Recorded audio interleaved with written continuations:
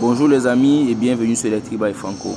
Aujourd'hui nous allons essentiellement parler des DAI, les détecteurs automatiques d'incendie.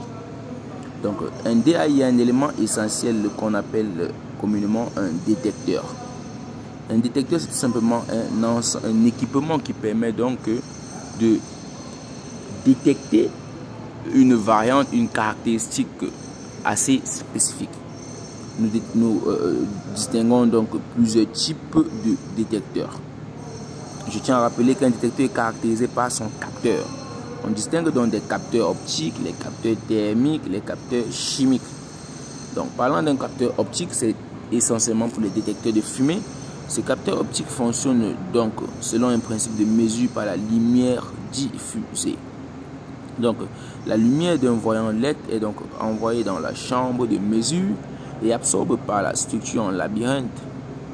En cas d'incendie, la fumée s'introduit donc dans la chambre de mesure. La lumière dispersée par les particules de fumée atteignent donc des photodiodes qui vont donc convertir la quantité de lumière incidente en un signal électrique proportionnel. Donc voilà donc le principe de mesure que utilise un capteur optique. Maintenant, les capteurs thermiques sont donc essentiellement utilisés pour les détecteurs de chaleur. Ici, la thermitance au sein d'un réseau de résistance fait office de capteur de température. Donc un convertisseur analogique numérique mesure la tension en fonction de la température à intervalles réguliers. En ce qui concerne les capteurs chimiques qui sont utilisés ici pour les détecteurs de gaz, le capteur de gaz détecte donc essentiellement le monoxyde de carbone dégagé par un incendie, mais également l'hydrogène et le monoxyde d'azote.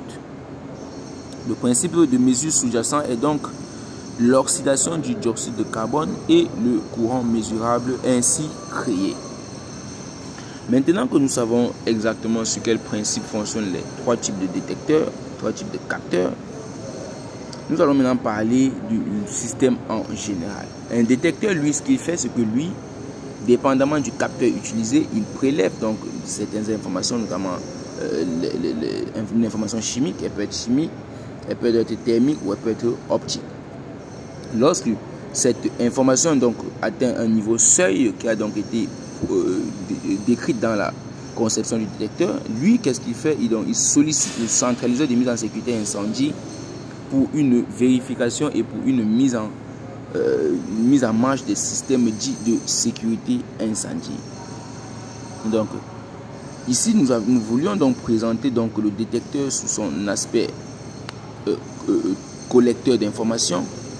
Dans de prochaines vidéos, nous allons donc présenter d'autres systèmes tels que les sirènes et les flasheurs, et nous parlerons aussi des déclencheurs manuels. C'était donc Franck Nana, promoteur de la chaîne.